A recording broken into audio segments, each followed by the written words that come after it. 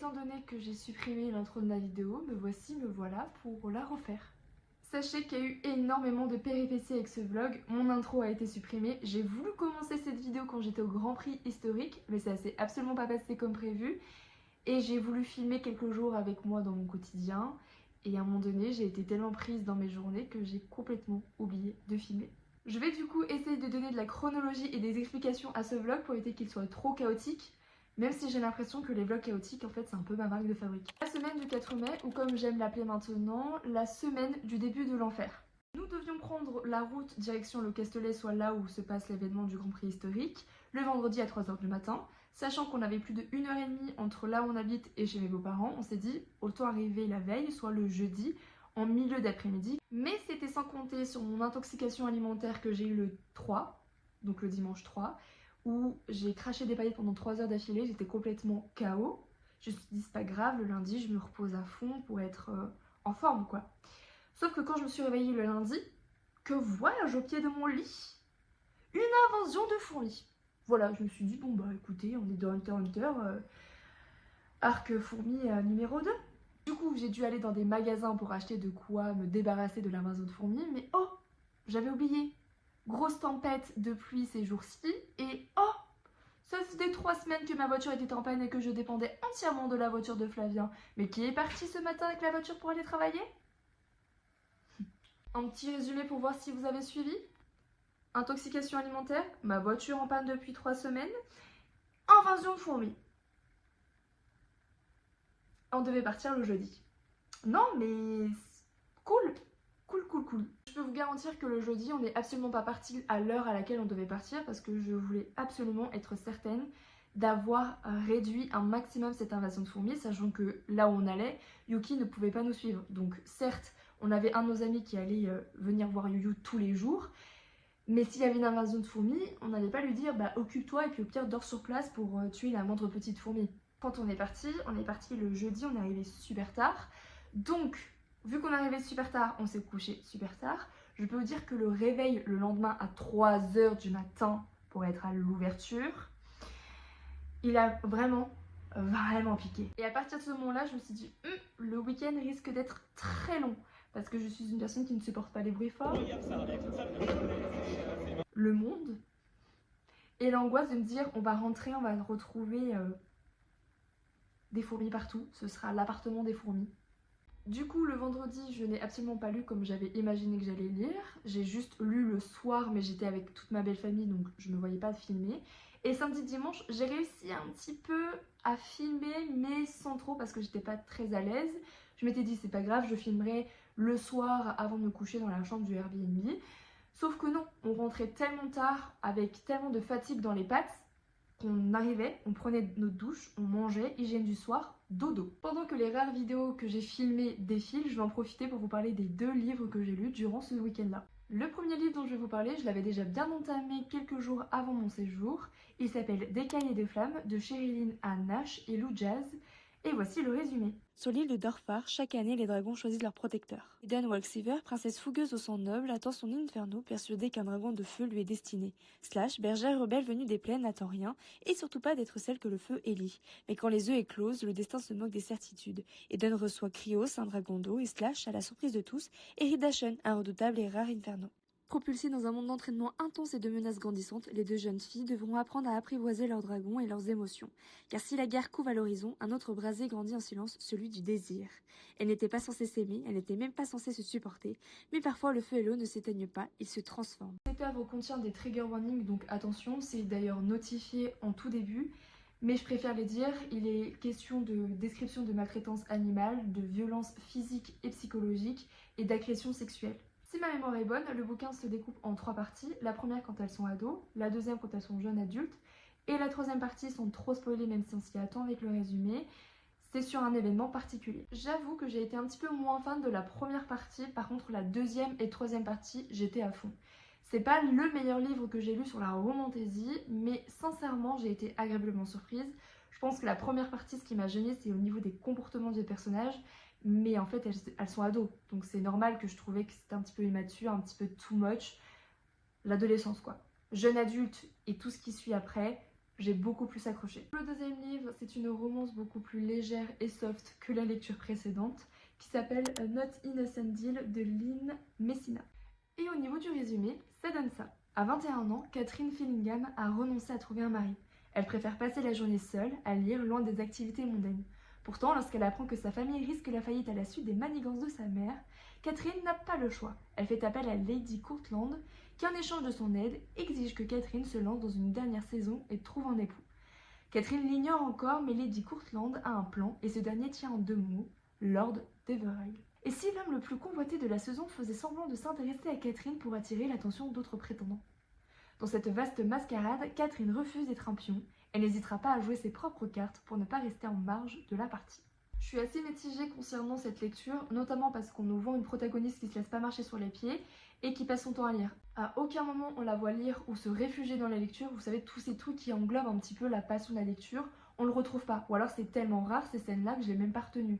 Et ça m'agace un peu parce que les 2 arguments qui ont fait que j'avais vraiment envie de lire ce livre-là, c'était ce côté de lecture, de protagoniste qui adore lire, et aussi le fait qu'on est une femme forte de caractère, qui se laisse pas marcher sur les pieds, et qui va avoir un petit peu cette stratégie en disant bah tu te sers de moi, je vais me servir de toi, et c'est toi qui vas te faire avoir à ton propre piège. En vrai j'abuse un peu parce qu'il y a des scènes où son intelligence, le fait qu'elle soit cultivée et rusée, c'est mis en avant, mais je trouve qu'à certains moments c'est complètement effacé par le regard masculin et ça en devient léger, et parfois j'ai eu cette sensation de me dire ok, il y a cette scène pour dire qu'il y a cette scène et que ça reste quand même un personnage, voilà, mais sans plus. En tout cas, c'est vraiment ma sensation à moi. Si tout ce que je vous ai dit, c'est pas quelque chose qui vous dérange plus que ça reste quand même une bonne romance. Certains personnages ont une belle évolution, il y a des passages où j'ai rigolé, des passages que j'ai bien aimés, mais voilà, ça, dans l'ensemble, ça reste une lecture où je me dis, bon, j'ai lu un livre, quoi.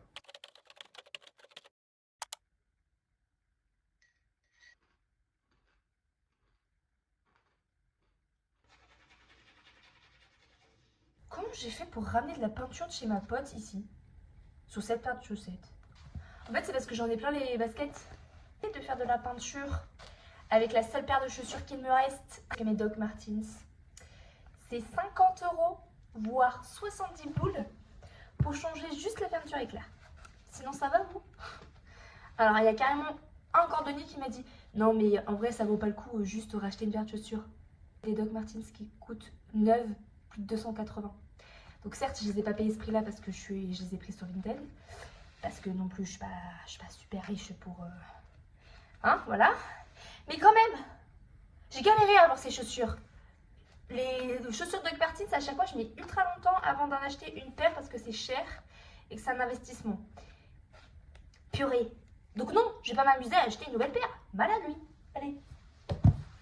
Donc on reste avec mes Converse.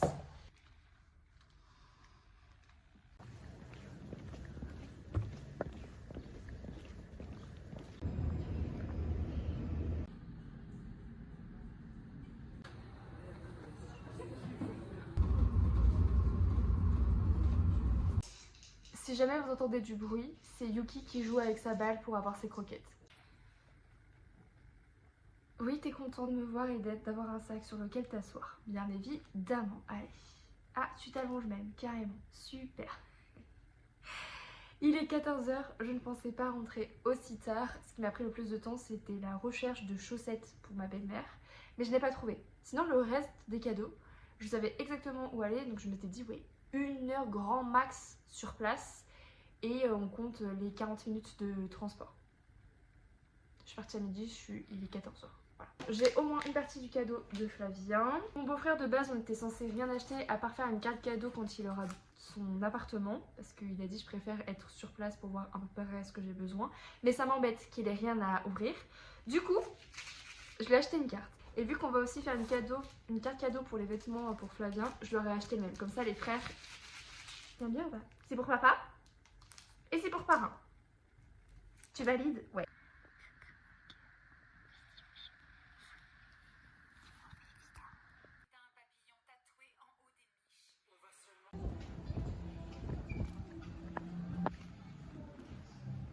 Est-ce qu'on peut m'applaudir, s'il vous plaît? Parce que de base, dans ma to-do list, j'avais écrit qu'à 16 h, il fallait que je sois rentrée. Et que j'avais fait tous mes achats, en tout cas la majeure partie des achats de cadeaux. Il est 16 h 08. Je suis arrivée chez moi à 16 h 02. Le temps que après j'enlève mes chaussures, je me lave les mains, je fasse un bisou à Youyou, voilà. Mais on peut m'applaudir, franchement j'y croyais pas. Surtout que, note à moi-même, quand ça fait plus de déjà 40 minutes que tu tournes en rond à l'idée de chercher les chaussettes, si tu trouves pas, arrête. Parce que là, pour le deuxième centre commercial, j'ai fait un deuxième magasin, enfin 2 magasins, j'ai trouvé direct. La carte cadeau de Flavien, ça a pris 1 minute top chrono. Purée, j'ai perdu 1 heure de ma journée à chercher et à tourner en rond à l'idée, enfin pour trouver des chaussettes. Ça se dit à l'idée de trouver des chaussettes, ça veut rien dire je crois. Bon bref. J'ai aussi fait des petites courses parce que vendredi, j'ai mon papa qui vient pour m'aider avec l'histoire de ma voiture et aussi faire mes impôts. Voilà, parce que tout ce qui est administration, je suis une bille, ça me donne énormément d'anxiété. Donc mon seul point de repère, c'est mon papa.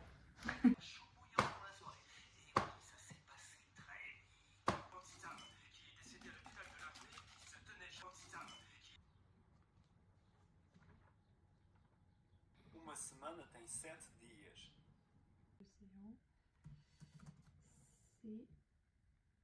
Il est 18h10 et je suis beaucoup trop claquée pour faire plus que de l'expression orale. Donc c'est pas grave, demain je ferai, si j'ai le courage, une session un petit peu plus longue. Et en tout cas ce que j'avais prévu. Tu goûtes celui à la framboise? Oui. C'est bon? Oui. Je change avec lui? Moi j'aime bien comme ça. Il est 20h35, je suis à moitié dans le noir, j'ai les yeux explosés parce que ça fait plus de 1 heure que je suis sur le montage souvenir du vlog du Grand Prix historique. En vrai, vu comment j'avance, il y a moyen que je le termine demain. Il faut aussi que je prenne en compte qu'il faut que je fasse le montage de 7 vidéos pour pouvoir la programmer. Je sais pas si je la programme pour le dimanche ou le lundi.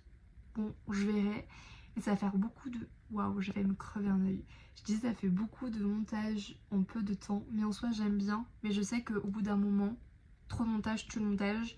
Et j'ai peur de complètement... comment on dit? Comment on dit?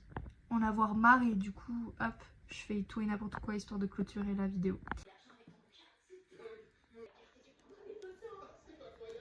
Le point positif avec l'invasion de fourmis, c'est qu'on dort dans le salon en mode camping. Un avis là-dessus? C'est génial. Et le fait que Youyou aime bien nous embêter dans la nuit, pour être poli. J'ai envie de le démarrer. Il est 22h15, on a la sensation qu'il est 1h du matin tellement on est crevé. Et je dirais pas que c'est la faute de Yuki, mais c'est complètement la faute de Yuki. Comme vous pouvez le voir, j'ai pris ma douche avec ma petite houppette du soir. Je vais faire un petit peu de pêle-mêle, j'aime bien faire ça le soir avant de me coucher. Et ensuite je vais continuer ma lecture jusqu'à ce que je m'endorme. Voilà.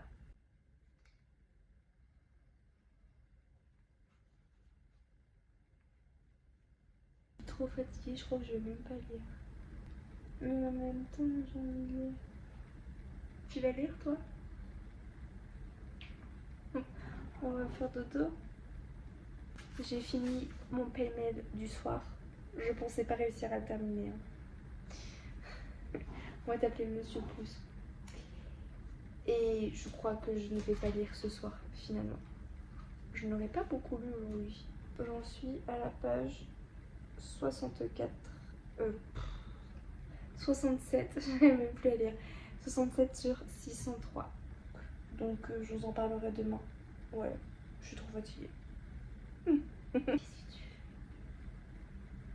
Ah ouais, viens, on fait une bataille.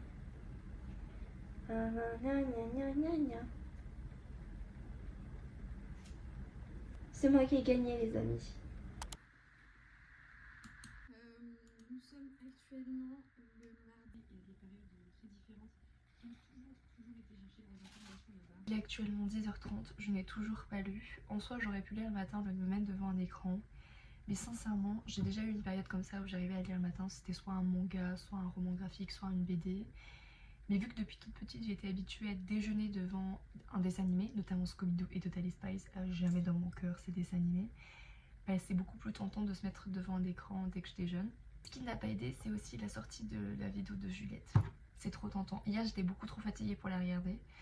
Là je l'ai un petit peu commencé et en soi vu que c'est un face cam, j'arrive plus, je vais plutôt l'écouter en mode podcast, donc sûrement quand on fera le ménage tout à l'heure. Là je vais mettre pendant une petite heure sur le vlog du Grand Prix historique. Comme ça je me dis au moins le truc perso c'est fait et je pourrais vraiment me concentrer sur le vlog actuel. Et je suis en train de vraiment me dire, il y a peu de chances que je parvienne à le terminer avant ce soir. Et il faut que je trouve le temps de lire un peu quand même, parce que je le sens bien. Je sens que ça va être une journée sans lecture.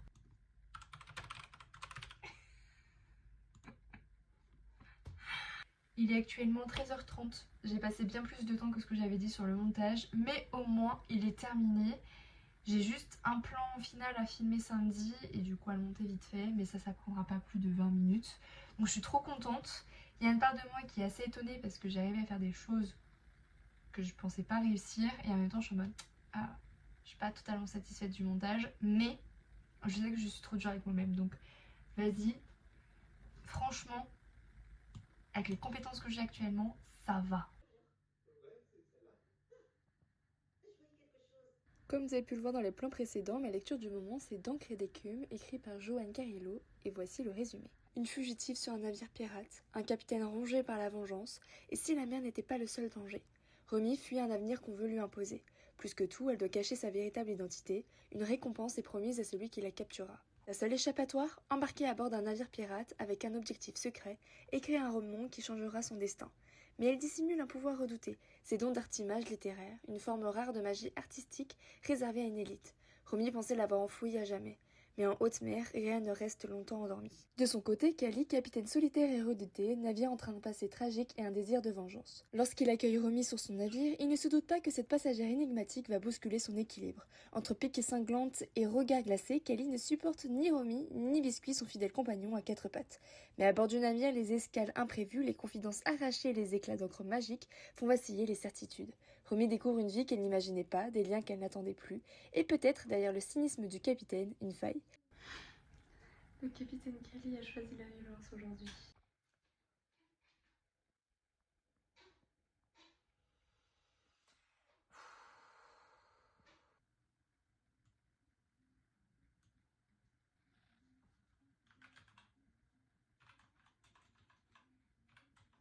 J'espère que la vidéo vous a plu. On se retrouve la semaine prochaine, cette fois-ci avec un vlog dédié à la lecture d'Encre et d'écume de Joan Carillo.